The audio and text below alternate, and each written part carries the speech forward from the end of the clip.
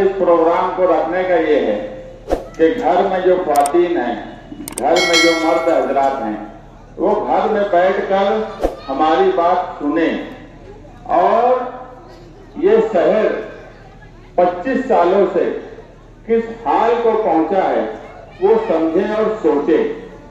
हम यहाँ कोई बहुत पुरजोश तकरीर या कोई जलसे की तकरीर करने के लिए ये प्रोग्राम नहीं कर रहे हैं, मगर ये यकीन है कि 25 साल से जो जोड़ी इस शहर में क़यादत कर रही है, उनकी इतनी हिम्मत नहीं है कि वो आवाम के सामने आकर इस तरह से सवाल और जवाब का कोई प्रोग्राम रख सके। इसकी वजह ये है कि उन्होंने इस शहर में ऐसा कोई काम ही नहीं किया कि वो लोगों के सामने आए और लोगों के सामने अपनी बात रख सके। इस शहर को संवारने और बचाने में, इस शहर को मालेगांव बनाने में जिन लोगों ने काम किया उसमें हारून अंसारी साहब भी थे, निहाल साहब रहे, आयशा हकीम साहिबा रही, शब्बीर सेठ साहब रहे। ये अपने वक्त में एक दूसरे के मुखालिफ तो जरूर रहे, मगर इस शहर को बनाने संवारने में इन सबका कारनामा रहा। इस शहर की मिली शनाख्त को कायम रखने में इन लोगों ने हमेशा कोशिश की। इस बात से हम इनकार नहीं करेंगे। हम ये नहीं बोलेंगे कि वो अपने वक्त में मुखालिफ थे तो उन्होंने कुछ नहीं किया। जिससे जो बन पड़ा वो कोशिश जरूर की, मगर आज इस शहर में गुंडागर्दी, नशा व रसिया और इस तरह की जो बुराई फैलती चली गई और जो मालेगांव शहर कभी मस्जिद और मीनारों के नाम से जाना जाता था, जो मालेगांव शहर मिली शनाख्त के नाम से जाना जाता था, वो मालेगांव शहर आज तामीर और तरक्की यहाँ नहीं है। यहाँ गुंडागर्दी बढ़ गई है, यहाँ पर नशा और रसिया बढ़ गई है। ये नशा और रसिया का हब बन गया है। इस तरह से हमारी पहचान इन 25 सालों में क्यों हो गई, ये सोचने का सवाल है, ये समझने का सवाल है कि इसके पीछे क्या वजह हुई कि जो शहर को निहाल साहब के नाम से जाना जाता था, जो शहर की पहचान अपने वक्त में शब्बीर सेठ के नाम से थी, जो शहर में 50 साल हो गया ऐसा हकीम को सुन के आए, 50 साल से ज्यादा का अरसा हो गया, आज भी उनका नाम लिया जाता है, जो शहर में हारून अंसारी का आज भी नाम लिया जाता है, इनके कारनामे आपको दिखेंगे। मैं बोल रहा हूँ वो हमारे मुखालिफ थे, मगर इनके कारनामे दिखेंगे। आप एजुकेशन फील्ड में देख लीजिए, अगर हारून अंसारी साहब थे तो जेटी कैंपस बना है, शब्बीर सेठ साहब का अपने सब कारनामे आज भी मौजूद है, आयशा हकीम साहिबा का अपना कामकाज आज भी मौजूद है, निहाल साहब के अपने कामकाज, जमूर स्कूल हो गई, टीएम स्कूल हो गई, फार्मेसी कॉलेज हो गई, ITI कॉलेज बनाए, ये सब चीजें आपके सामने हैं। आप सोचिए कि इन 25 सालों में शेख आसिफ खानवादा और मुफ्ती इस्माइल साहब, इन्होंने एक स्कूल नहीं बनाई, एक स्कूल इन्होंने नहीं बनाई 25 सालों में। अगर 50 साल पहले, 60 साल पहले के लीडरों की यहाँ आज भी एजुकेशन कैंपस मौजूद है तो वो हमको दिख रहा है, मगर इन 25 सालों में यहाँ बैठा हुआ एक शख्स मुझे बता दे कि एजुकेशन फील्ड में अगर शेख रशीद खानदान ने कोई काम किया है तो मुझे बोलो, किसी ने काम किया है क्या? आपको नजर आता है? आता है नजर? आता है नजर? मुफ्ती साहब ने कोई काम किया है अगर एजुकेशन हेल्थ डिपार्टमेंट, आपको नजर आता है? आपको नजर आता है? क्यों नजर नहीं आता? क्योंकि इन्होंने किया ही नहीं। ये शहर की बदकिस्मती है कि 25 साल जब तरक्की के हालात बदले, आप देखेंगे नासिक, औरंगाबाद, ये तो बड़े शहर हो गए। मैं हमेशा बोलता हूँ कि एक वक्त था हमारा मुकाबला नासिक, औरंगाबाद, जलगांव जैसे शहरों से किया जाता था। ये बात हो सकती है कि उस वक्त ये बोला जाता हो कि हम उनसे पीछे हैं, लेकिन मुकाबला किससे था? आज आप मालेगांव ताल्लुके के इतराफ में, देहातों में चले जाइए, वहाँ की स्कूल प्राइमरी देख लीजिए, देख लीजिए, आउटर में चले जाइए, आउटर की प्राइमरी स्कूल एक बार देख लीजिए, वहां की सड़कें देख लीजिए। आउटर का तो अब ये हाल हो गया कि सड़कें बन गई, ड्रेनेज सिस्टम सही हो गया, हॉस्पिटल जो वहां सरकारी बड़े बड़े बन गए, अब वो जो है तजीमकारी का काम कर रहे हैं जो ठीक कर आता है। मगर हमारे शहर में ऐसा कोई भी काम नहीं किया गया। आज भी मैं खुद ये बात बोलता हूँ कि असेंबली इलेक्शन की कैंपेनिंग का ये हिस्सा ही नहीं होना चाहिए कि रोड बनना चाहिए, गटर बनना चाहिए, ड्रेनेज सिस्टम होना चाहिए, ये उन्वान ही असेंबली इलेक्शन का नहीं है। मगर आवाम यही सवाल क्यों कर रही है? आप एक मर्तबा सोचिए कि हम खुद भी कैंपेनिंग में जा रहे हैं तो एतराफ में लोग हमको यही बोलते हैं कि हमारे यहाँ गटर सही कर दो, यहाँ मस्जिद है, लोग नमाजी आते हैं, कीचड़ में पानी में जाते हैं, वजू करके अगर मस्जिद से निकलते हैं तो उनका वजू टूट जाता है, सड़कें दुरुस्त कर दो। इसका मतलब ये है कि आज तक इन 25 सालों में हमको यहाँ से निकलने ही नहीं दिया गया। अगर सड़कें सही हो जाती, गटरें सही हो जाती तो हम कहीं ना कहीं ये बात आज करते। 2024 में जब हम देखते हैं दूसरे शहरों में बड़े बड़े फ्लाईओवर ब्रिज बन रहे हैं, बड़ी अच्छी पुख्ता सड़कें बन रही हैं, बड़े बड़े डिजिटल एजुकेशन कैंपस बन रहे हैं, बड़े बड़े मल्टी स्पेशलिटी हॉस्पिटल बन रहे हैं। अगर ये सब चीज होती तो हमसे भी लोग यही सवाल करते कि तुम रोजगार के लिए क्या करेंगे, तुम एजुकेशन के लिए क्या करेंगे, तुम हेल्थ के लिए क्या करेंगे, तुम रोजगार के लिए क्या करेंगे। मगर इस शहर के लोगों को इस तरह से रखा गया इन 25 सालों में कि वो इससे उठ ही नहीं पाए। ये आप जरा सोचिए, ये कोई जोशीली तकरीर करने का मुद्दा नहीं, मामला नहीं है कि मैं बहुत जोशीली तकरीर करूं और बहुत कुछ करूं, ये सवाल नहीं है। घर में बैठा हुआ जहां मेरी आवाज पहुंच रही है, आप एक मर्तबा सोचिए तो सही कि हम कहां पर आ गए। और मौजूदा एमएलए के स्टेज पर अगर वो ये बोल रहे हैं कि ये शहर खंडर हो गया है तो ये बड़ी मजाइका खेल बात लगती है कि जो नुमाइंदा 2007 से इस शहर की नुमाइंदगी कर रहा है वो आज 2024 के कैंपेनिंग में बोलता है कि ये शहर खंडर हो गया। तो कौन इसका जिम्मेदार है? ये आप सोचिए कि हमको कहां लेकर जाया जा रहा है। आप दोनों लीडरों का जलसा या तकरीर अगर सुनते होंगे तो मैं चैलेंज से बोलता हूं कि उनकी तकरीर को एक डब्बे में डाल के हिला दो और बाहर निकालो, आपको ये नहीं समझ में आएगा कि ये किस मुद्दे पर इलेक्शन लड़ रहे हैं। जब ये शहर की नुमाइंदगी कर रहे हैं, क़यादत कर रहे हैं, शहर ने इनको लाखों वोट दिया है, तो आज इनको ये बोलना चाहिए कि इन्होंने क्या किया। ये आज ये बोल रहे हैं कि ये वोट काटने के लिए आए हैं। ये जुमला ही मान लो कि मौजूदा एमएलए की नाकामी का सबूत है। अगर वो आज ये बोल रहे हैं कि ये वोट काटने के लिए आए हैं, इससे नाकामी वाला जुमला उनके हारने के लिए कोई दूसरा हो ही नहीं सकता।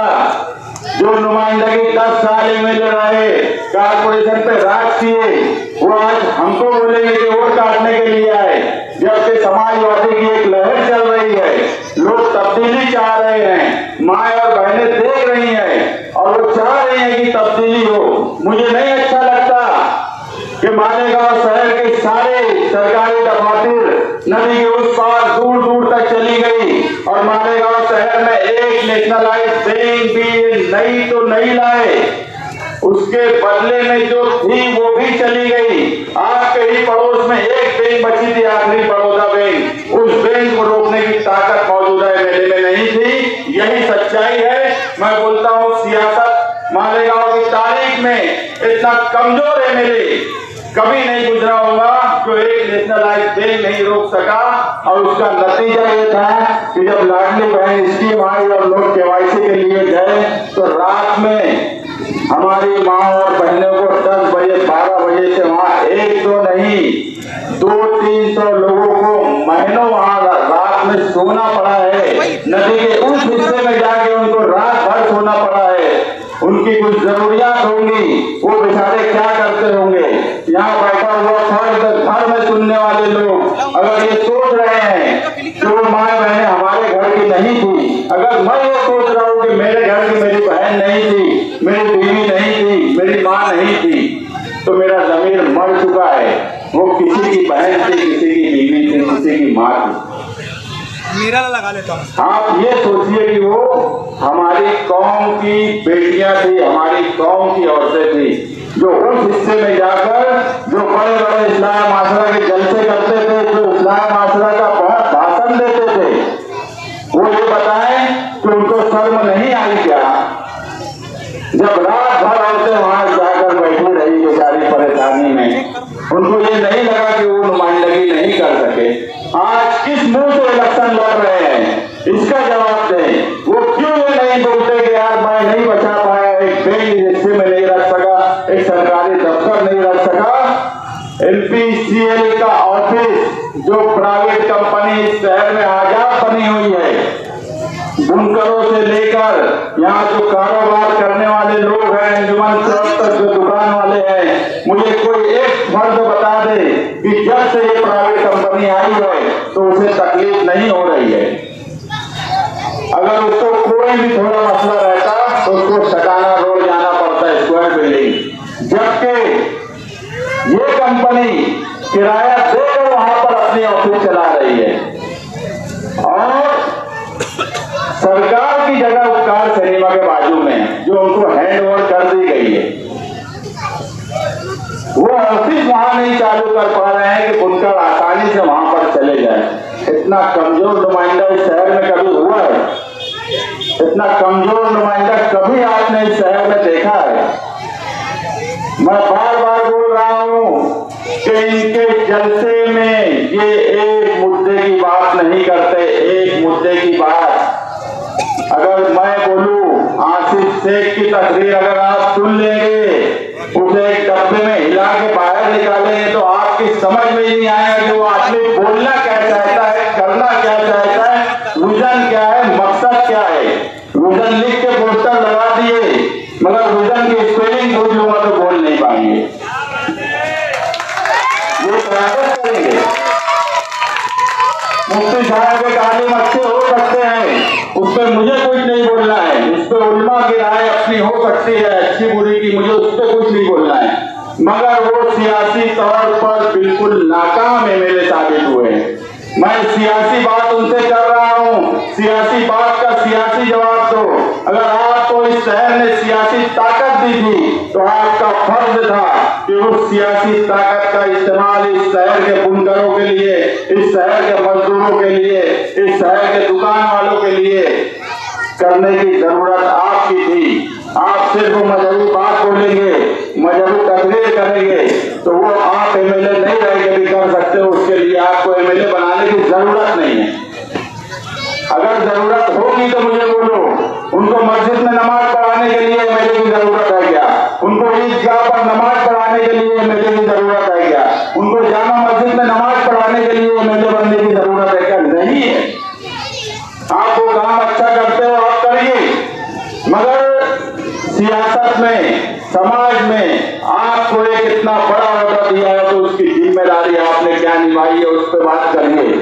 आप सिर्फ ये बोलेंगे कि ये रोड काटने के लिए आए हैं, ये फला के लिए आए हैं, मैं ये करूंगा, मैं वो करूंगा। आपने क्या किया है वो बताइए। और रोड काटने की बात करने वाले मुफ्ती इस्माइल कासमी साहब, ये पढ़े लिखों का महिला है। 2007 में इस हिस्से से कई लोग पार्लियामेंट्री बोर्ड में इसलिए उनके साथ जुड़े थे कि एक आलिम है, कुछ करेंगे। लोगों को ऐसा लगा था कि इस शहर में एक इनकलाब आएगा, एक बदलाव आएगा। ये हिस्से के लोग बड़ी तादाद में जुड़े उनके साथ। इस हिस्से के बहुत से लोग जो थे, जो शहर में अपना एक मुकाम रखते थे, वो जुड़े। मगर आज आप गौर करिए, 2007 से पार्लियामेंट्री बोर्ड जो बड़ी जम्बो जेट थी, एक फर्द का नाम बताइए जो आज इनके साथ है, एक आदमी का नाम बताइए। क्यों ये लोगों ने इनका साथ छोड़ दिया? आज उनका स्टेट देख लीजिए मौजूदा एमएलए का, आपको एक ऐसा आदमी नहीं दिखेगा जिसने 2007 में ये सोचकर उनका साथ दिया था कि ये कोई इनकलाब लाएंगे सियासी। एक फर्ज अगर दिखता हो तो मुझे नाम बता दे, यहाँ खड़े हुए तमाम लोगों से मैं पूछता हूँ क्यों इनका साथ छोड़ा गया?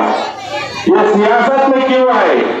ये भी एक कहानी है। अगर 1999 में ये बात सच नहीं है क्या कि शेख रशीद के हक में मुफ्ती मोहम्मद इस्माइल ने फतवा जारी किया था अखबारात में? ये बात सच है कि नहीं है? ये बात सच है कि नहीं है? 1999 में निहाल साहब के खिलाफ फतवा किसने दिया था? दिए थे? किसके हक में दिए थे? किसके हक में दिए थे? जोर से बोलो जरा। 2004 में किसके हक में फतवा दिया गया था? दिया गया था। उसके बाद सुनो, 2006 में असेंबली कॉन्स्टिट्यूंसी हिस्से में पड़ गई नदी का वो हिस्सा, पहले केम संगमेश्वर ये मालेगांव शहर में आता था। 2004 का असेंबली का रिकॉर्ड उठा के अखबार में देख ले, मुफ्ती मोहम्मद इस्माइल कासमी साहब की देख ले, निहाल साहब को 2004 में 6,500 की लीड थी नदी के इस पार के हिस्से में। अगर उस वक्त शेख रशीद चुन के आए तो सिर्फ गणपति को चंदा देना, आरएसएस के लोगों ने उनकी मदद की थी और मुफ्ती इस्माइल कासमी ने उनकी मदद की थी, इसलिए वो चुन के आए। ये बात गलत है क्या? शेख रशीद मरहूम हो गए, उन्होंने खुद साबान नगर के जलसे में बोला था कि 1999 और 2004 में आरएसएस के लोगों ने मेरी मदद की थी। मगर जब 2006 में ये कॉन्स्टिट्यूंसी अलग हुई और नदी का वो हिस्सा जो बिरादरान वतन का था वो जब अलग हो गया तो इस हिस्से में 95% मुस्लिम वोट जब बची तो शेख रशीद साहब को जरूरत पड़ी कि निहाल साहब की वोट किस तरह से काटी जाए और 2007 में मुफ्ती इस्माइल कॉर्पोरेशन का पहला इलेक्शन लड़े। इसके गवाह सलीम अफसरा और अतीक महिंद्रा मरहूम है।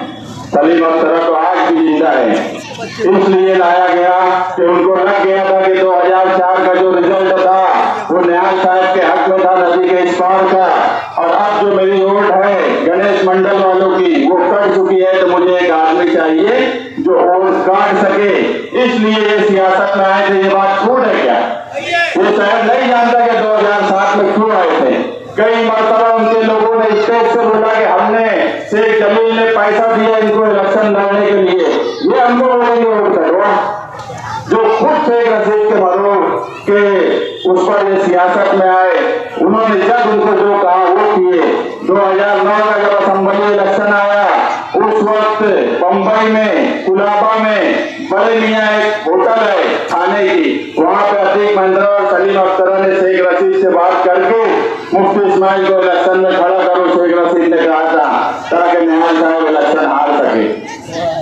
ये खुद हमेशा से इस तरह की बात करते रहे, इस तरह से वोट काटने का काम करते रहे। और आज जब समाजवादियों की एक लहर चल रही है, जब आज पूरे शहर में तब्दीली की एक लहर है, लोग अब चाह रहे हैं कि 25 साल में इस शहर में कुछ नहीं हुआ, इस शहर की माँ बहनों के लिए कुछ नहीं हुआ सिवाय परेशानी के। तो जब ये हालत आ गई और लोग तब्दीली चाहने लगे, बदलाव का माहौल बनने लगा, तो तुमने क्या किया? ये छोड़कर इस तरह की गलत बयानी से काम लिया जा रहा है। मैं यहाँ पर बैठे हुए तमाम ही लोग और जो खड़े हुए लोग हैं और जहाँ तक मेरी आवाज जा रही है, मैं आप लोगों से ये गुजारिश करूंगा कि तब्दीली शहर में जरूरी है। 25 साल से ये मिली जोड़ी शहर में राज कर रही है और हमारे लिए कैंपेनिंग में सबसे अच्छी बात जो है, सबसे अच्छी बात कि हम कहीं भी जा रहे हैं, कहीं भी हम जा रहे हैं, अगर ये कोई काम किए होते तो देखो हम इलेक्शन लड़ रहे हैं, सियासी लोग हैं, तो हम उसमें कुछ ना कुछ नुक्स निकालते कि यार ये ऐसा नहीं है, ये ऐसा बनाया तो थोड़ा टेढ़ा बना दिए। ये सियासी लोग हैं, हम कुछ ना कुछ तो निकालते थे, मगर हमको ये बताना ही नहीं पड़ रहा है। लोग खुली आंखों से शहर के हालात देख रहे हैं कि शहर के हालात क्या है। ये सब तो समझ गया है कि शहर खंडर हुआ है तो ये दोनों की वजह से हुआ है।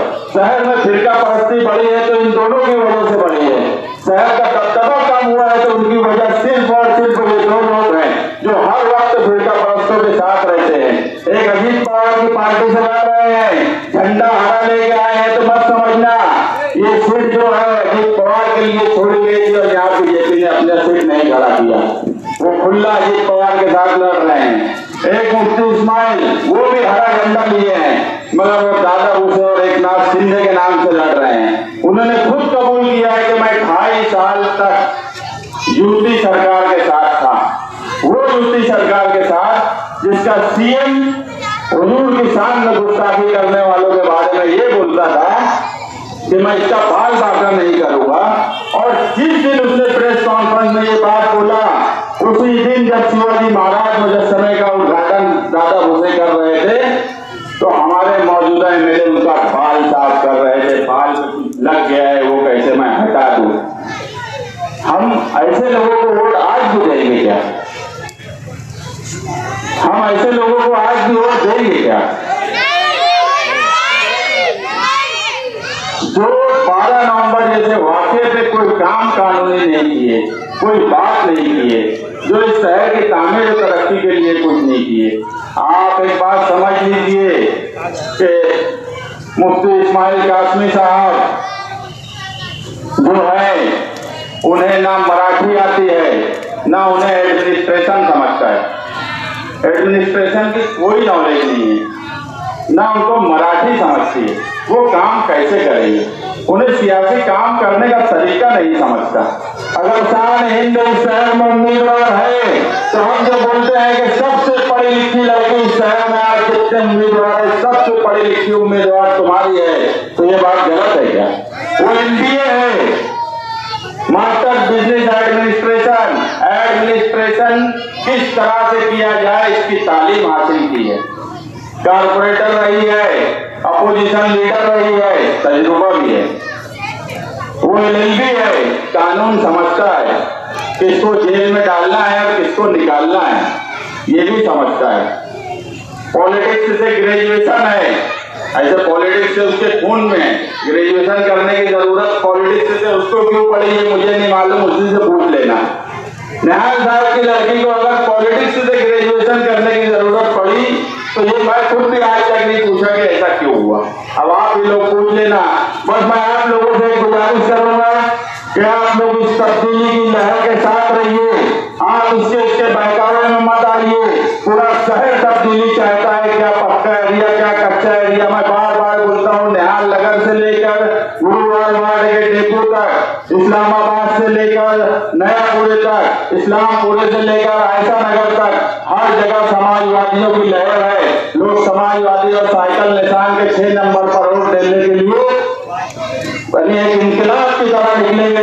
और जो हिसाब से ख्वातीन का रुझान दिख रहा है, आप यकीन मानना 20 नवंबर को ख्वातीन इस शहर में इंकलाब लाएंगे इंशाअल्लाह ताला। शुक्रिया शुक्रिया शुक्रिया। कल जलसा है कमालपुरे में। कल कमालपुरे में शेर अली चौक पर एक जलसा है। इंशाअल्लाह उनकी दबंगई और वो आज तक क्या किए और क्या बोलते हैं और क्या करते हैं इसके बारे में उस जलसे में बोलूंगा। मेरी साइकिल शानी में भूषान हिंद, मेरी साइकिल शानी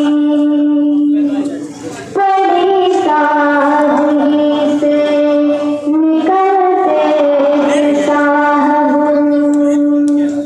बड़ी सादगी से निकलते साहब।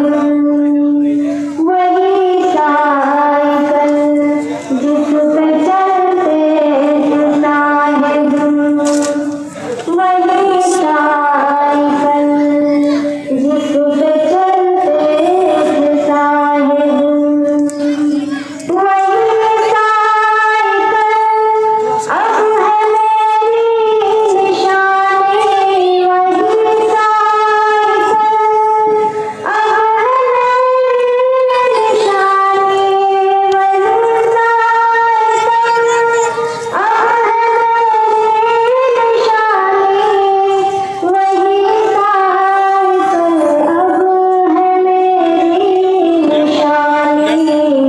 मैं साहिबों की बेटी, मैं साहिबों की बेटी, मैं हूँ शान मेरी साइकिल शान, मैं गारे चमन हूँ गुलिस्तान की बेटी, मैं गारे चमन हूँ गुलिस्तान की बेटी, मैं बेटी हूँ शहरे अज़ीज़ा की बेटी, मैं बेटी हूँ शहरे अज़ीज़ा की बेटी, मैं बेटी भी हूँ बहन भी और माँ भी, मैं बेटी भी हूँ बहन भी और माँ भी, मैं बेटी भी हूँ बहन भी और माँ भी, मैं बेटी भी हूँ बहन भी और माँ भी, मैं साहिबों की बेटी, मैं साहिबों की बेटी, मैं हूँ शान हिंद मेरी साइकिल शान, बड़ा ही दबंग था कभी शहर आ रहा है, मगर मैदान से क्यों घबरा रहा है। मौजूदा शादी के मेरे सुने, मैं ये पैगाम के तेरा नबरेज पैमाना बहुत छलका रहा है, मगर मैदान से क्यों घबरा रहा है। और शान हिंदू हो रही है कि मेरी उतरी हुई, मेरे अब्बू की उतरी हुई पोशाक है वो, मेरे अब्बू की उतरी हुई पोशाक है वो, पहन कर तू जिसे उतरा रहा है, पहन कर तू जिसे उतरा रहा है। आइए आपकी मोहब्बतों के हवाले निहाल साहब की बेटी, इस कौम की बेटी और कौम की बेटी के जज्बात को कौम के हवाले करने के लिए आपकी भरपूर तालियों में शान हिंद निहाल है।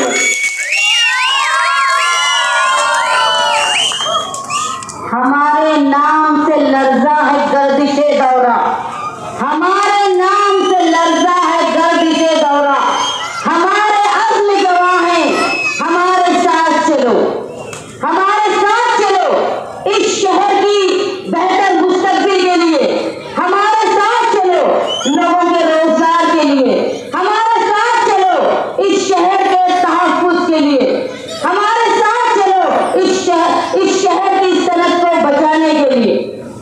मैं आप लोगों के सामने अपने ख्यालात, अपने जज्बात रखने के लिए आई हूँ।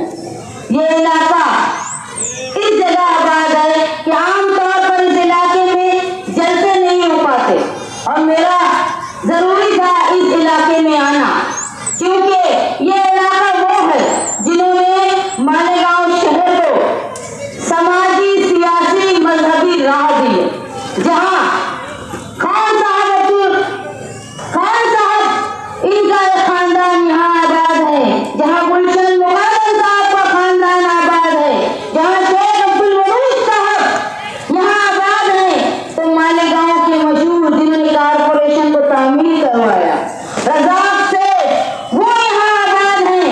इस शहर की वाहिद अभी तक की खातून एमएलए आयशा हकीम यहाँ से आबाद है, यहाँ से सलीम सिद्दीकी खानदान आबाद है, यहाँ से अब्दुल रहीम से चमड़े वाले खानदान यहाँ से आबाद है। ये सब वो लोग हैं जिन्होंने मालेगांव शहर में तालीमी जाल बिछाने के लिए कोशिश की। मैं ये मानती हूँ कि मालेगांव शहर को मेरे वालिद कहा करते थे कि जब मैं नया नया सियासत में आया, मेरा सियासत का शौक पैदा हुआ, तो मैं जाकर इस इलाके में मिस्री खान के बारे में आकर बैठा करता था, क्योंकि ये माना जाता था कि वहाँ के लोग इंतहाई ज़ौक़ वाले हैं, बदर के लोग इंतहाई ज़ौक़ वाले हैं, और मैं यहाँ आकर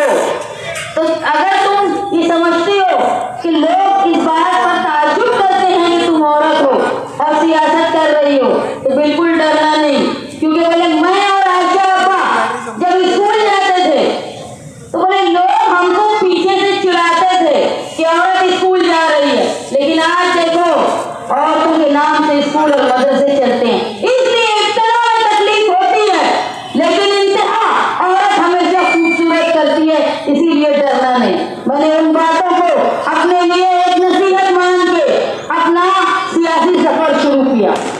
मैं आप लोगों के सामने ये बात तो बताने आई कि शान हिंद को समाजवादी पार्टी को वोट देना क्यों जरूरी है, और मेरे मध्य मुकाबिल जो उम्मीदवार हैं उन्होंने अपना सियासी सफर सालों पहले शुरू कर दिया है। मुफ्ती इस्माइल साहब वो 10 साल मालेगांव शहर के एमएलए रह चुके हैं। शेख रशीद और शेख आसिफ का खानदान ये 15 साल एमएलए भी रहे, इनके वालिद वालिदा कारपोरेशन में भी रहे। लेकिन आज जब आप उनके स्टेज आप सुनते हो, उनकी बातें सुनते हो, तो आप अपने दिल पे हाथ रखकर बोलना, न मुफ्ती साहब न शेख आसिफ एक काम ये नहीं बता पाते कि उन्होंने इस शहर के लिए ऐसा किया है जिसकी वजह से इनको दोबारा वोट देना चाहिए। बता पाते हैं क्या? बताइए।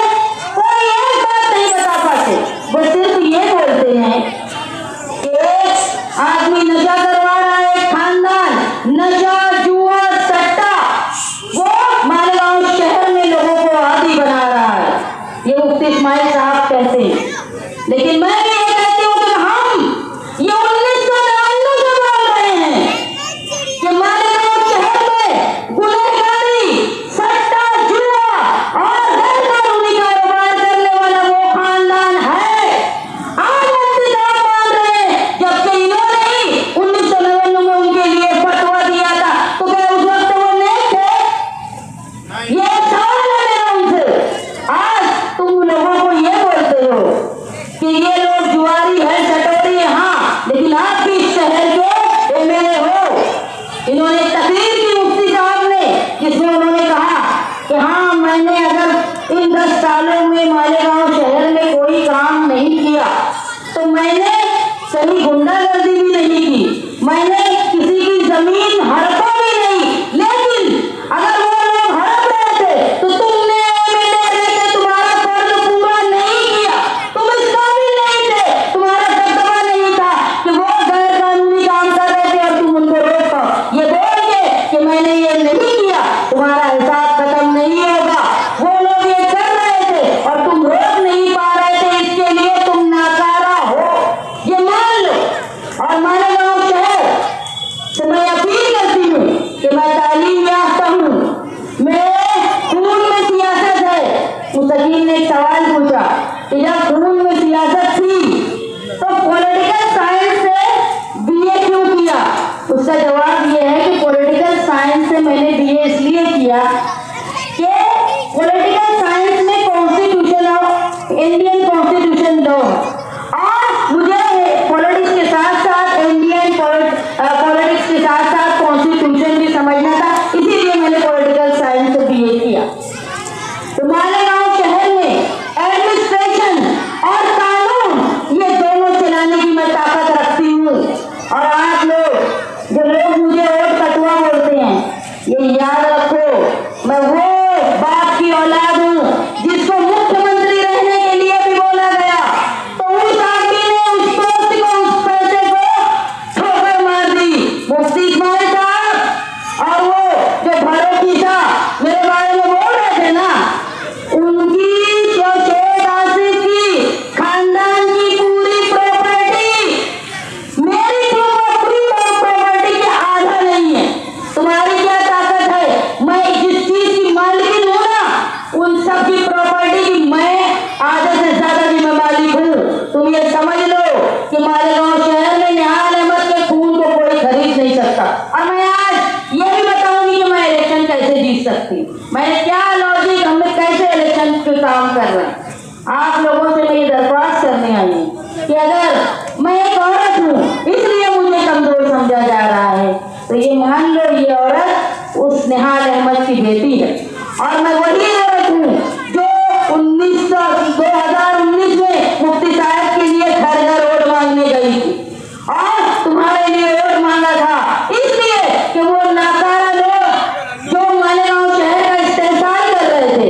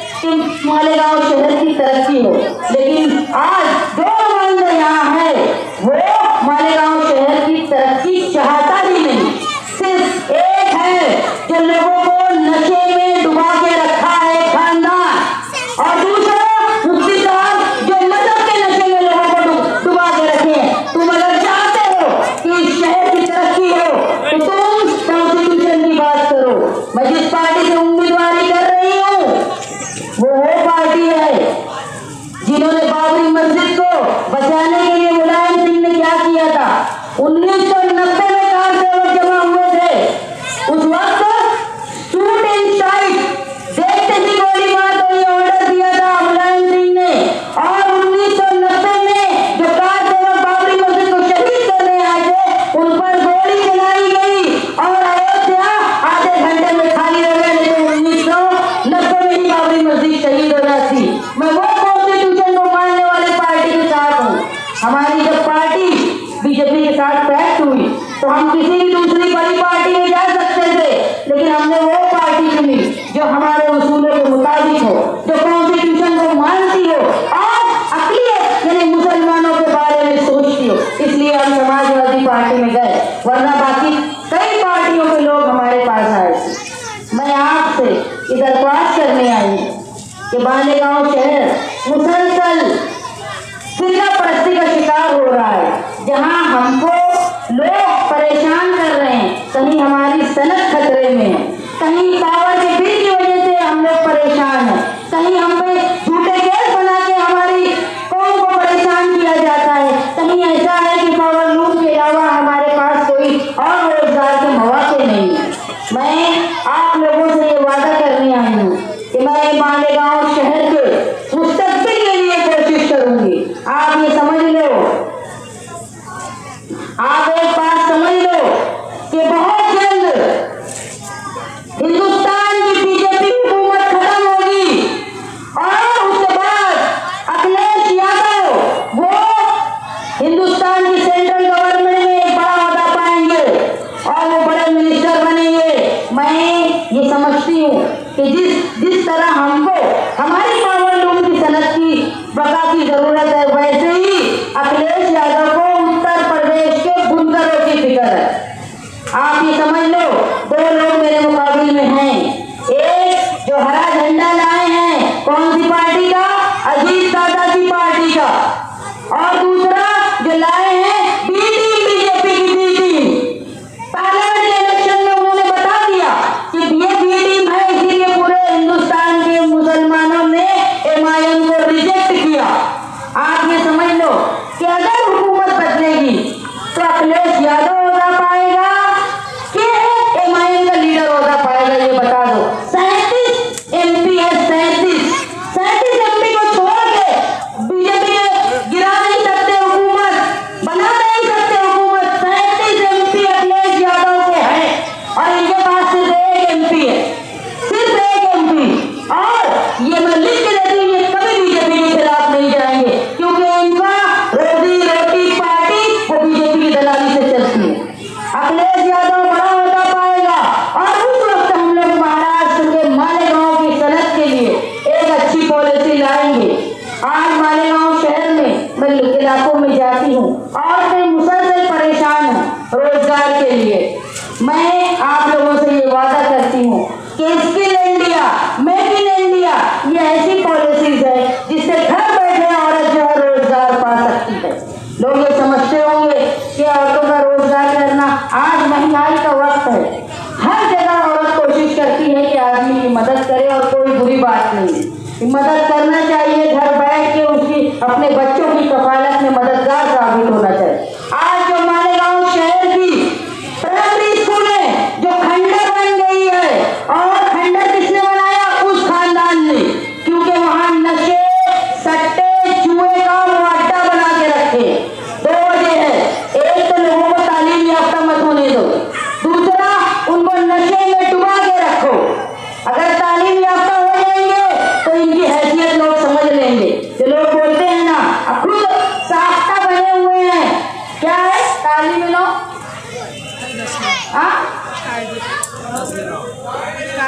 कायदे नस्ल लो। ये मालेगांव शहर की नस्ल को खराब करने वाले, ये शेख आसिफ कायदे नस्ल नो नहीं, ये अज़म नस्ल नो है मालेगांव के लिए। इनको खत्म करने की ताकत सिर्फ निहारी समाजवादी लोगों में है। मैं ये बोल रही हूँ, मीडिया में सुन लो, ये अज़म नस्ल नो है जो लोग मालेगांव शहर की नस्लों को तबाह कर रहे हैं नशे में, और मुफ्ती साहब इसको रोकने में नाकाम है। इसलिए क्योंकि इनकी चाह नहीं है खत्म करने की।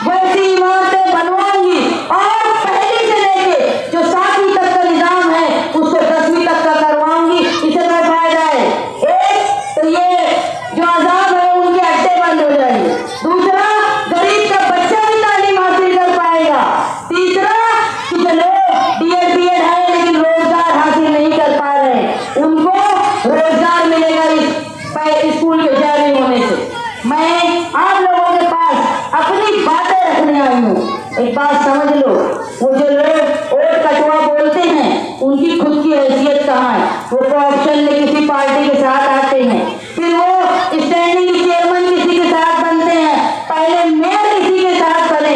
उनका कोई भी ईमान नहीं है।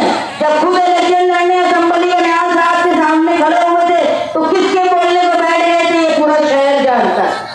मैं आप लोगों के पास ये बात रखने आई हूँ कि मैं जो ये इलेक्शन लड़ रही हूँ इसमें मैंने मालेगांव शहर का पूरा खाता खींच के रखा है।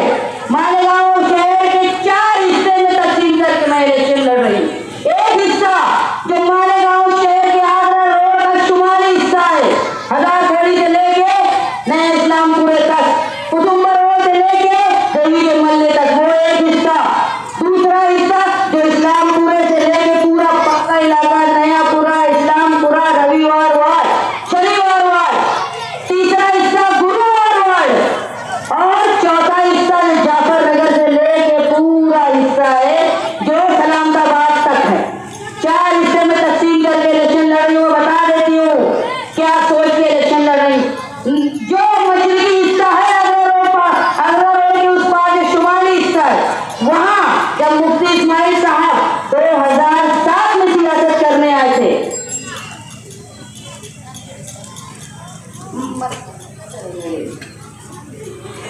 अगर जो शुमाली हिस्सा है वो हिस्से में जब 2007 में सियासत करने मुफ्ती साहब आए थे, जब भी उनके एक भी कारपोरेटर चुन के नहीं आए।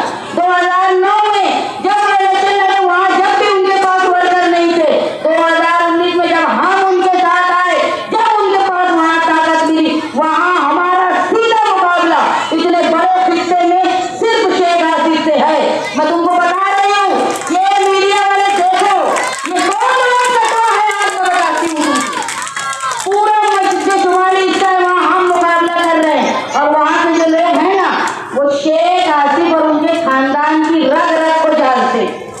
उनको मालूम है ये किस तरह का गैर कानूनी काम करते हैं, किस तरह से नस्लों को बर्बाद कर रहे हैं। और हमारे साथ क्यों है मालूम कि हम उनका तहफ्फुज़ करते हैं, वहाँ के लोगों का जो शेख आसिफ और उनके घराने से नफरत करते हैं और किसी में ताकत नहीं। दूसरा हिस्सा जो पूरा पक्का एरिया है उसमें मुफ्ती साहब हैं, तो उनका मुकाबला मैं कर रही हूँ क्योंकि यहाँ निहारी वोट है। मैं औरत हूँ, मैं औरतों से वोट की गुजारिश कर रही हूँ। जो मैं हालात देख रही हूँ, जबरदस्त पैमाने पर लोग मेरे साथ जुड़ रहे हैं क्योंकि मैं एक विजन के साथ इलेक्शन लड़ रही हूँ और मैं विजन जानती भी हूँ और विजन की स्पेलिंग भी जानती हूँ। उसके बाद तीसरा हिस्सा जो गुरुवार वार्ड का है, यहाँ शेख आसिफ ताकतवर है लेकिन उसको लोग नफरत करते हैं इसलिए कि वो गुंडागर्दी करता है। और मुफ्ती साहब जो दूसरे गुंडों को लेकर वहां गए हैं उसकी वजह से जो शेख आसिफ से नफरत करने वाले हैं वो इनसे भी नफरत करते हैं। वहां भी हम हैं। 3 हिस्सा मैंने बता दिया जहां हम लोग मुकाबला करें। 2 हिस्से में मैं शेख आसिफ साहब का मुकाबला कर रही हूँ जहाँ मुफ्ती साहब नहीं है, और एक इस पक्के इलाके में मैं मुफ्ती साहब का मुकाबला कर रही हूँ जहाँ शेख आसिफ नहीं है। और तीसरा हिस्सा में जाफर नगर से लेकर सलामताबाद तक खड़ा पट्टा है, वो समाजवादी उत्तर प्रदेश वालों की बड़ी तादाद का इलाका है। वहां सिर्फ तुम हो समाजवादी, वहां ना तुम्हारा मुकाबला आसिफ कर रहा है ना मुफ्ती साहब कर रहे हैं। अब बोलो कौन इलेक्शन जीत रहा है और कौन वोट काट रहा है। मैं सीधा बोलती हूँ कि ये इलेक्शन जो है ये इलेक्शन तुम्हारे शहर नहीं तुम्हारे पूरे महाराष्ट्र की एक रविश तय करेगा। बहुत जल्द इस हुकूमत के गिरने के बाद हमको मौका मिलेगा हमारे रोजगार की बका के लिए। जो लोग MIDC में काम करना चाहते हैं, कोई नए प्रोजेक्ट लाना चाहते हैं पावर लूम और इससे हट के, उसके लिए कोई ऐसा प्रोजेक्ट हम लाएंगे जिसकी वजह से मजदूरों को, यहाँ काम करने वालों को बम्बई, पूना, इचलकरंजी न जाना पड़े। अपने करीबियों की मैयत में वहाँ नहीं पाते, रात रात भर मैयत उनके लिए रोकी रखते। तो इसके लिए एक ऐसी कोशिश करेंगे कि लोगों का रोजगार भी हो और हमारा तहफ्फुज़, वो तहफ्फुज़ जो गिरवी रख दिया है शेख आसिफ और मुफ्ती साहब ने दादा बुद्धे के सामने। मैं एक मिसाल देती हूँ, मैं जिस जगह पर खड़ी हूँ, जब 12 नवंबर का वाक़या हुआ उसके बाद एक बड़ा हंगामा हुआ उर्दू घर का नाम रखने का।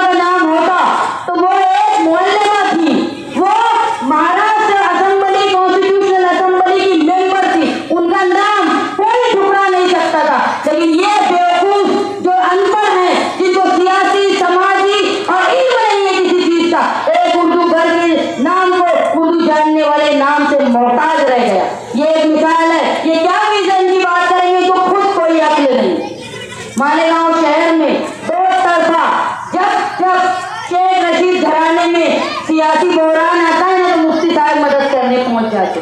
जब ये लोग इलेक्शन हारे 2009 में तो 2012 में मुफ्ती साहब ने उनकी वालदा को मेयर बनवा दिया।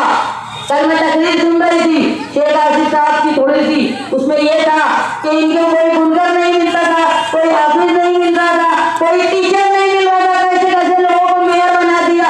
तो ये नहीं बताया कि तुम्हारी अम्मा को भी मुफ्ती साहब ने मेयर बनाया। मालेगांव शहर में बुनकर लोगों की रहनुमाई करने वाला, बुनकरों के लिए पॉलिसी लाने वाला, ये पावर के अजाब से निजात के लिए काम करने वाला, जो लोग बेरोजगार हैं उनके लिए अच्छी पॉलिसी लाने वाला, जो खवातीन परेशान हैं उनके लिए रोजगार लाने वाला, गरीब के बच्चों के लिए बेहतर मुस्तकबिल तालीम का इंतजाम हो, इसकी कोशिश करने वाला। और इसके साथ सबसे बड़ा है हमारा तहफ्फुज़। तुम याद रखो, अगर तुमने बीजेपी के दोनों एजेंटों में से किसी को चुनकर दिया तो असेंबली में जब माइनॉरिटी के खिलाफ कानून पास होगा तो ये दलाल अपनी दलाली करेंगे और तुम एनआरसी और ऐसे दूसरे केस में परेशान रहोगे।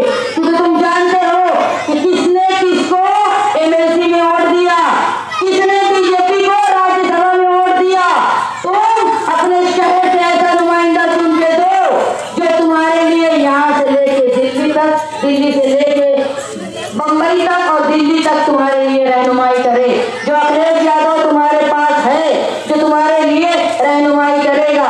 मैं घरों में बैठी मेरी माओ बहनों से ये दरख्वास्त करती हूँ कि मैं बहुत कोशिश करके हिम्मत करके ये इलेक्शन लड़ रही हूँ। लोग बहुत सारे इल्जाम लगा रहे हैं, जबकि जो इल्जाम लगा रहे हैं उनकी कोई हैसियत नहीं है, वो खुद क्या है ये शहर जानता है। इसके बावजूद मैं अपने वालिद निहाल अहमद के बाद, मैं अपने भाई बुलंद इकबाल के इंतकाल के बाद अपनी दो बच्चियों को संभालते हुए, उनकी परवरिश करते हुए ये इलेक्शन का हिस्सा बन रही हूँ। आप लोगों की भरोसे पे, आप लोगों की ताकत पे मैं जो इलेक्शन लड़ रही हूँ, मैं काम की बुनियाद पे, विजन पे, मुद्दों पे बातें कर रही हूँ। आप अपने दिल पे हाथ रख के कहिए कि जो दो लोग मेरे खिलाफ इलेक्शन लड़ रहे हैं उनके पास कोई मौजू है, कोई विजन है, इस शहर की तरक्की के लिए कोई नक्शा है, क्या है उनके पास। मैं औरत होके एक गुंडे और ऐसे लोगों के खिलाफ उस इलाके में रहकर हिम्मत कर रही हूँ। आप लोगों के भरोसे पे मैं अपनी पूरी ताकत झोंक रही हूँ इलेक्शन में, निहाल अहमद को मानने वाले लोगों के भरोसे, इस शहर की माँ बहनों के भरोसे। मुझे ये शहर रुसवा ना करे, नहीं तो देख लो 50 साल के बाद कोई औरत ने हिम्मत किया है असेंबली का इलेक्शन लड़ने की, और ये औरतें, ये माँ बहनें मुझे रुसवा ना करे। आने वाला इलेक्शन आप लोगों के साथ साथ पूरे महाराष्ट्र की मुस्तकबिल का एक राह तलाश करेगा। इसमें मैं हिस्सा बनना चाहती हूँ, आपकी दुआओं से, आपके सहारे से, आपकी वोटों से। मैं आपसे वादा करती हूँ कि जिस तरह अगर 5 साल आपने मुझे मौका दिया तो मेरे साथ ये 5 साल के साथ साथ वो 30 साल साथी निहाल अहमद साहब पर रोशन माजी है, जिसको संभालना भी मेरी जिम्मेदारी है। मैं आपसे वादा करती हूँ, निहाल अहमद की बेटी यहाँ खड़े होकर आपसे वादा कर रही है कि आपने अगर मेरा साथ दिया तो मैं वो सब काम करके बताऊंगी जो ये मर्द लोग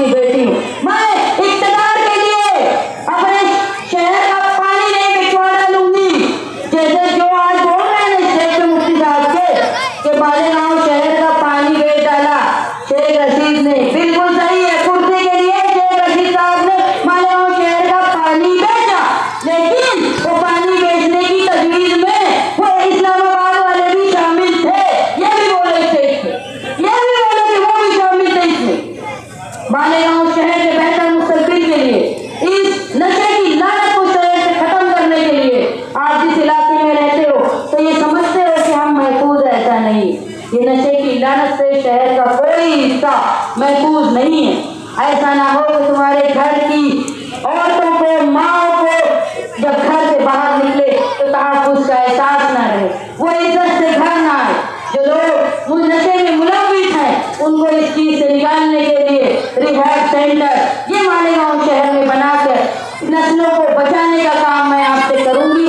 मैं ये वादा करती हूँ और आप लोग पर ये उम्मीद है कि आप लोग जिस तरह से अभी निहाल अहमद साहब पर यकीन किए थे, भरोसा किए थे, वैसे ही उनकी बेटी पर भरोसा करें। इंशाअल्लाह मैं मालेगांव के रोशन मुस्तकबिल के लिए एक बड़ी हिस्सेदार बनूंगी, ये वादा करती हूँ। का नुमाइंदा आपके सामने, अगर आप चाहते हैं कुछ सवाल करना कि आगे ये क्या करने वाले हैं तो आप लोग पूछ सकते हैं।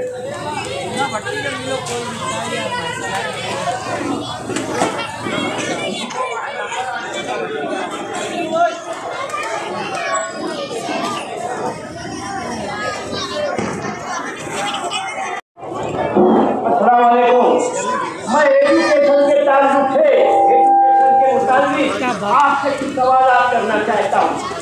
हाई स्कूलों में, प्राइमरी स्कूलों में काम करने वाले टीचर, नॉन टीचिंग स्टाफ के लोग, इनके बहुत ढेर सारे मसाइल हैं जो हल चाहते हैं। सबसे बड़ा मसला हमारा जो है जूनी पेंशन का है और दूसरा जो मसला है वो ग्रांट का है। शासन 20 और 40 टके डिक्लेयर करती है मगर वो देने से कोताही बरतती है। हमारा नुमाइंदा, हमारी संरक्षा के नुमाइंदे ने इन मसाइल को हल करने के लिए साइकिल पर जो आपका निशान है दिल्ली से बॉम्बे से लेके दिल्ली, नागपुर से लेके बॉम्बे का सफर किया, मगर यहाँ के एमएलए ने आज तक हमसे कोई गुफ्तगू नहीं की।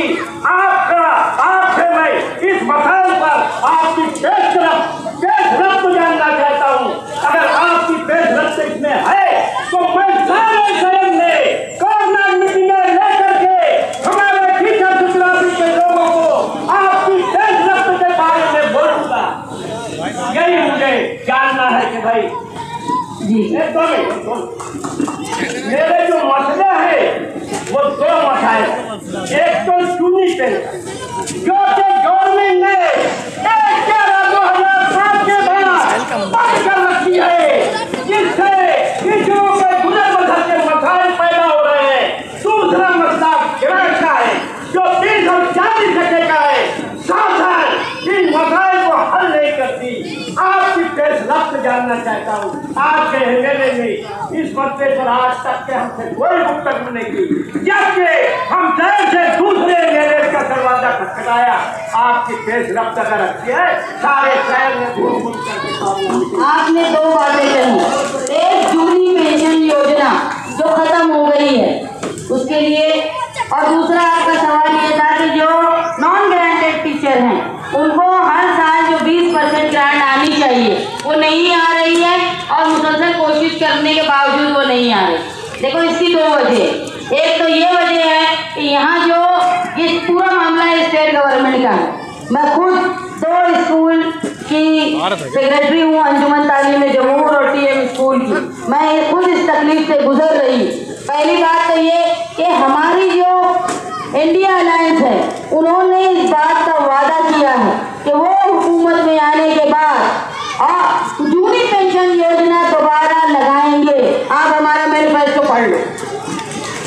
दूसरा एक बात उसमें ये भी थी कि जो नॉन टीचिंग स्टाफ है और टीचिंग स्टाफ है इनके लिए जो परसेंटेज वाइज ग्रांट आती है वो नहीं आ रही है। हमारे मैनिफेस्टो में ये भी लिखा है कि जो 5 साल की मियाद के बाद 20% शुरू करते हैं वो खत्म करके 1 साल के बाद से 20% लगाएंगे। ये वादा मैनिफेस्टो में हमने किया।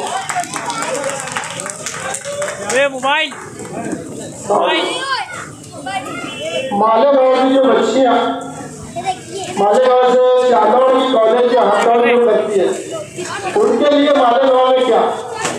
और दूसरी चीज, हम नदी के उस पार जब जाते हैं तो हमें लगता है कि हम कहीं बाहर आ गए, तो ऐसा डोलक मालेगांव में होगा क्या? पहली बात तो ये है कि मालेगांव शहर की जो बच्चियाँ जानवर में अप डाउन करती हैं, आप उनका पूछ रहे हो।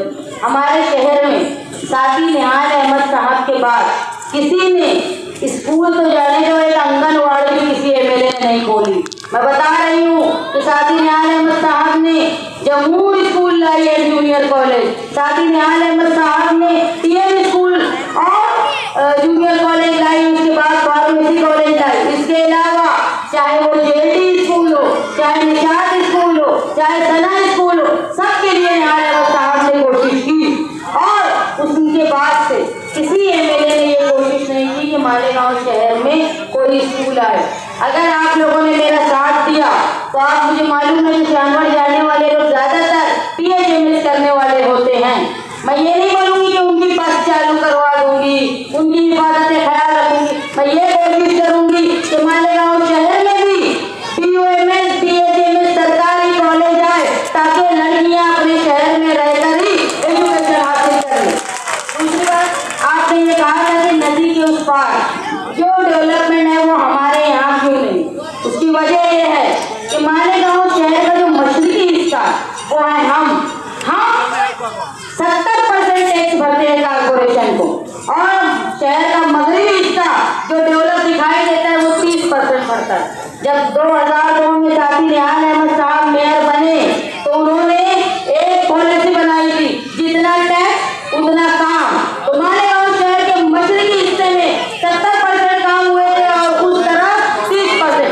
लेकिन जो लोग उनके बाद आए वो मुसलसल दादा घुसे और उस इलाके के लोगों की कठपुतली बने रहे, मुर्गे बने रहे, और वो लोग अपने यहाँ के फंड को उस तरफ ले जाके इस्तेमाल करते। तो मैं आपसे वादा करती हूँ, आपने अगर हमको वापस इस बारे में रहनुमाई की और मौका दिया तो याद रखो, जितना टैक्स उतना काम हम करवाएंगे, ये हमारी ताकत।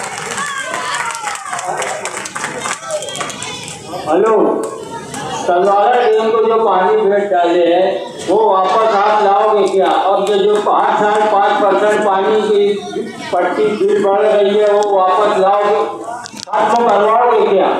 देखिए, इससे पहले भी ये सवाल आया था।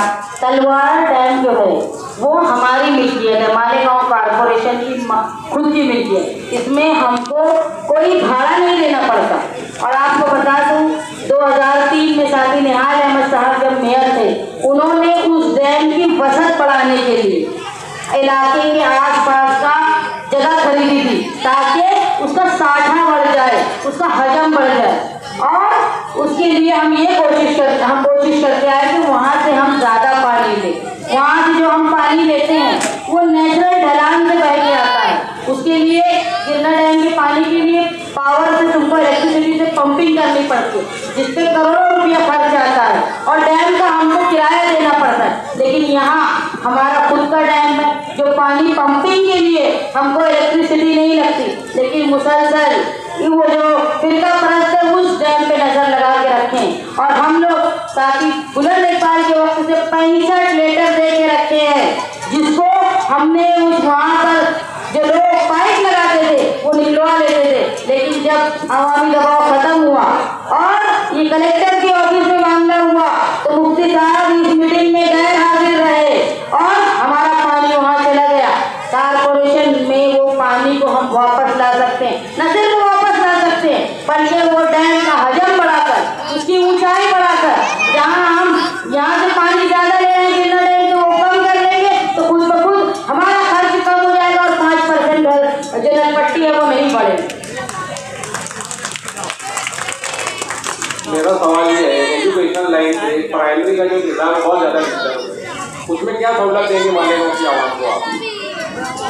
मालेगांव शहर में जो प्राइमरी इमारतें हैं, जो जगह है, मैं इससे पहले भी बताई कि वो 2 चीज़ों के लिए इस्तेमाल हो रही है। या तो नशे जुए का अड्डा हो जाती है, या तो वहाँ पे दुकानें गाले बना के भाड़ा खाते।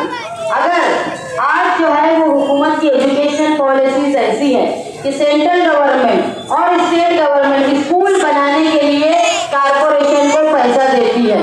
अगर हम कोशिश करें, जिस तरह रईस शेख ने कोशिश की, उन्होंने पूरी इमारत तोड़ के नई स्कूल बनवाई, जो सेंट्रल और स्टेट गवर्नमेंट से फंड मिला,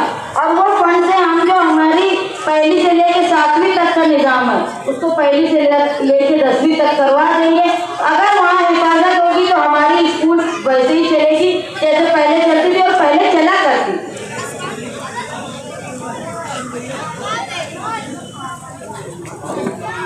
मेरा सवाल जो है मालेगांव शहर की सेहत के मुताबिक है।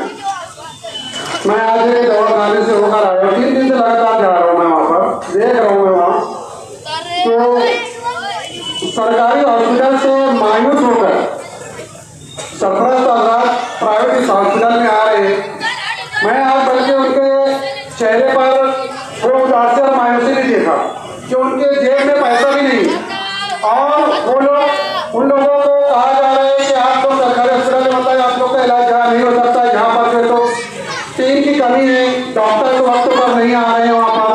और छोटे छोटे बच्चों को लेकर के मैं दवाखाने का नाम तो नहीं बताऊँ, मुशावर चौक में इतनी ज़्यादा भीड़ लगी है वहाँ पर, लेकिन वहाँ पर परेशान जो माए बहने हैं जिनकी जेब खाली है और अपने बच्चों को लेकर बिहार मददगार इधर से उधर हॉस्पिटल भटक रहे हैं। तो मैं आप लोगों से यही सवाल करना चाहूँगा कि ये इस तरीके से जो सरपंचों की मजबूरी है अपने बच्चों को लेकर प्राइवेट हॉस्पिटल में भटकना, जेब में पैसे का ना होना, तो सरकारी हॉस्पिटल इतना बड़ा बन करके पड़ा हुआ है तो इसमें ऐसी कौन सी आप लोग सहूलतें लेकर आएंगे कि जिससे शहर के आवाम जो है गरीब आवाम का फायदा हो सके और उन लोगों को इस तरह से दर बदर भटकना न पड़े। देखो, मैं हमेशा से बोलता था कि जो लोग इक़्तिदार में हैं वो मौजूदा एमएलए हो या साबिक एमएलए खानदान के लोग। जब कोरोना का पीरियड चल रहा था पूरे दुनिया में हाहाकार मचा हुआ था। आप लोगों को ध्यान होगा उस वक्त जो सेंटर बनते जा रहे थे, जीवन हॉस्पिटल, मंसूरा, ये सारे सेंटर बनते जा रहे थे। उस वक्त हम लोग मुसलसल बोल रहे थे, एमएलए साहब को भी, कारपोरेशन में ही बोल रहे थे। मैं तो खुद मुफ्ती साहब को कई बार बोला कि आप जो फंड दे रहे हो वो वाडिया और अली अकबर में दो। अगर वहाँ पर सिटी स्कैन मशीन और दूसरे वेंटिलेटर ये सब अगर वहाँ पर दस्तयाब कर देंगे तो कोरोना के बाद भी हमको काम आएगा। मगर सिर्फ बदलवाने की नीयत से सिविल हॉस्पिटल में दिया गया मास्क लगा लिया जाए, सैनिटाइजर, जबकि मालेगांव शहर में उसकी ज़रूरत खत्म हो चुकी थी। हम लोग कोशिश ये करेंगे कि जो हॉस्पिटल आज वाडिया और अली अकबर हैं, ये हारून अंसारी वो तो चल रहा है, ये 2 काम कारपोरेशन की तरफ से काम जारी है।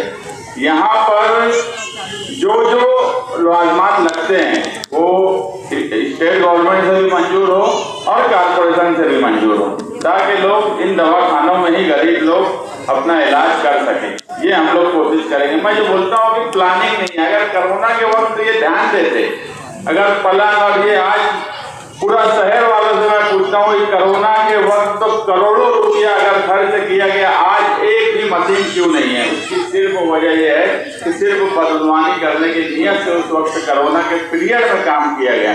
अगर उस पीरियड में ईमानदारी से, जब इतनी बीमारी का वक्त चल रहा था, अगर ये सारी मशीनें दस्तयाब कर देते तो आज हमको उसकी ज़रूरत नहीं पड़ती। शान साहिबा से मेरा सवाल है कि जो सरकारी दफातर और बैंक उस साइड गए वो वापस कैसे आएंगे? और मुस्तकिम भाई ने एक बात बोली एक प्रेस कॉन्फ्रेंस में, सूद समेत कैसे वसूलेंगे?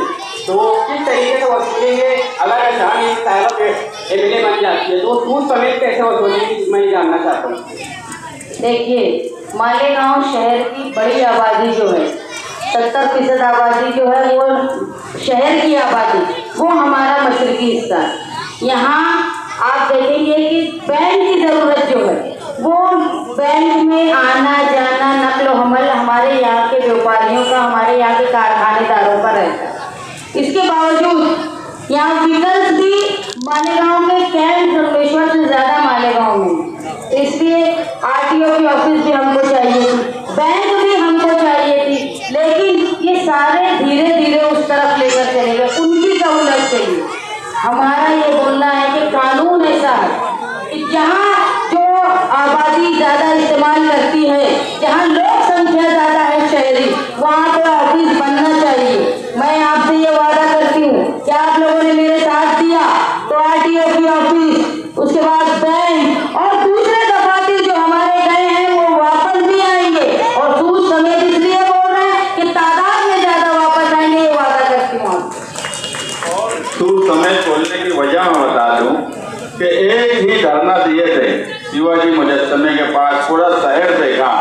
कि एक ही धरना दिए थे दोपहर में 3 बजे।